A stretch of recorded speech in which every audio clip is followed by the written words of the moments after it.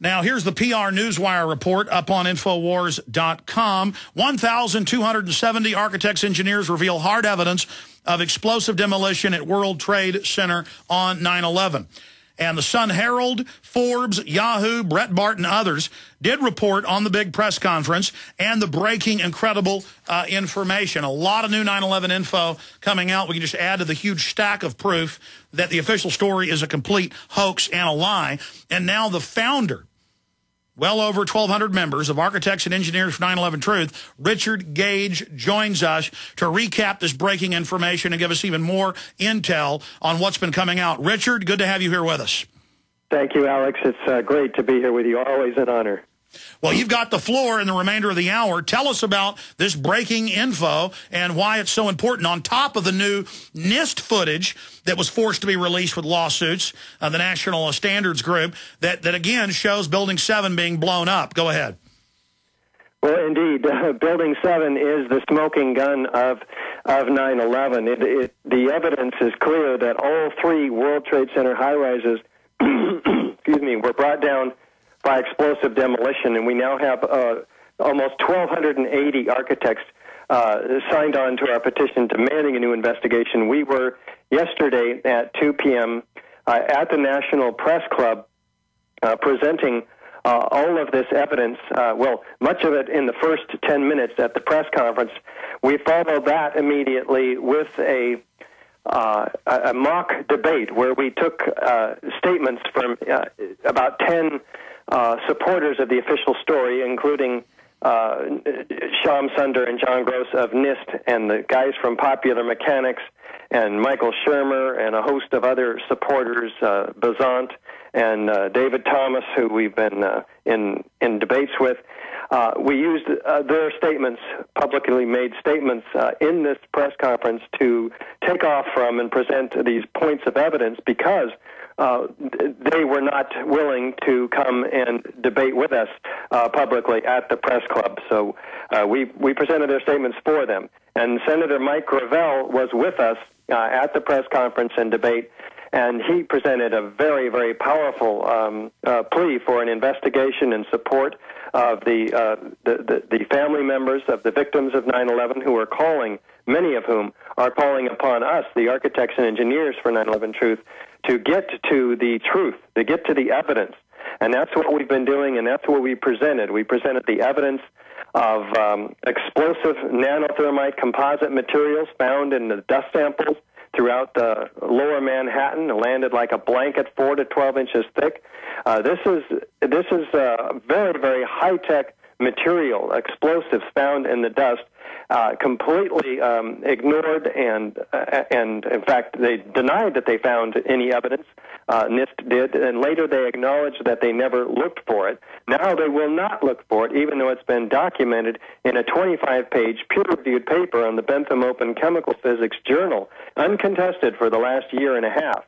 Not only do we find the evidence of these chips, of small red-gray chips of nanocomposite materials, but the results of that fairly explosive material, which is the iron microspheres, billions of them found in all the World Trade Center dust, previously molten iron microspheres. 6% of the weight of these dust samples, in many cases, are composed of these. Well, this is evidence that they sustain temperatures exceeding the melting point of iron, which is 2,800 degrees.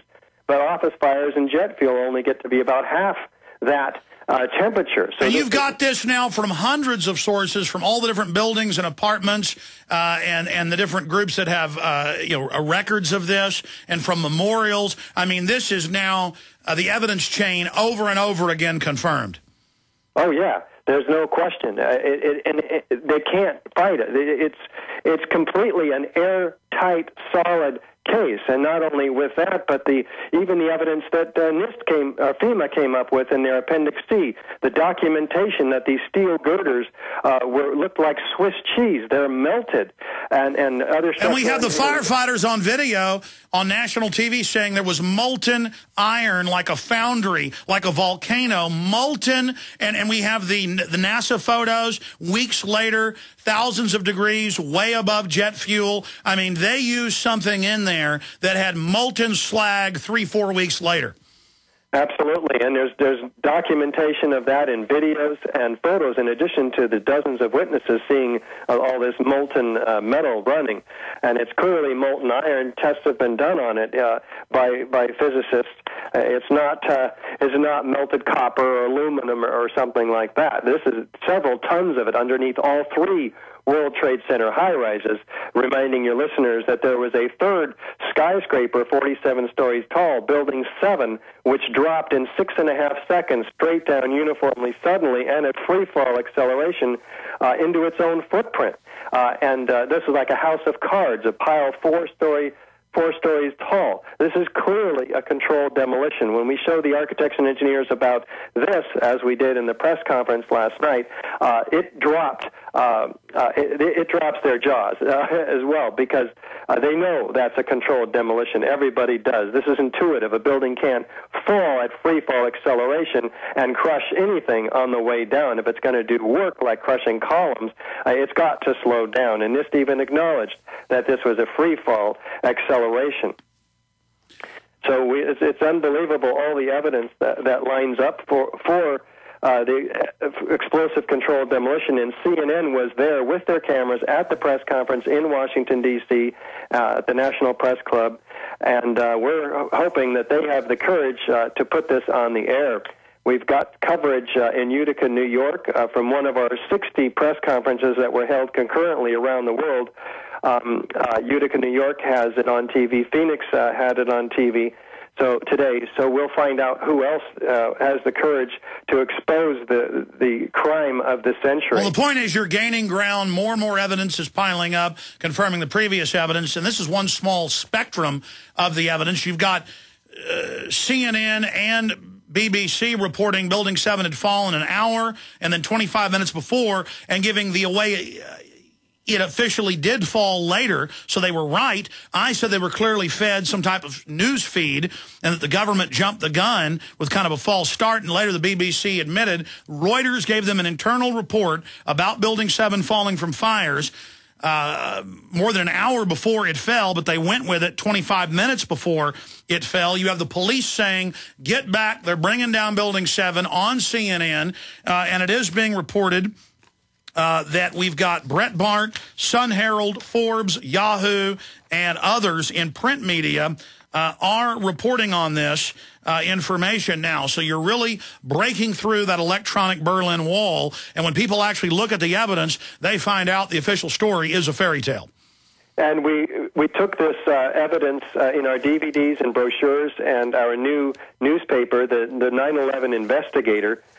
We took all this information to every office of Congress in the last 2 days prior to the press conference. We handed it to staffers. We had many conversations, in fact, appointments, where we sat down with 20 minutes and showed Building 7 coming down and the Twin Towers coming down to these staffers and science advisors. And we did deliver packets to all 541 congressional offices. And we have a few more to go to follow up this week. But they have the information, and they're going to be held accountable, our congresspersons, by their constituents. We have supporters, of course, in the 9/11 Truth Movement all throughout, in every congressional office, and we're going to be having them do the follow-up for us directly with their local offices. It's a political activity as well, trying to get an investigation. That's the mission of AE 9/11 Truth, a real investigation that accounts for the evidence of thermite, nanothermite, free-falling buildings, very explosive information that evidence that has to be gotten into the public record. They're just not going to be able to run away from it for very much longer.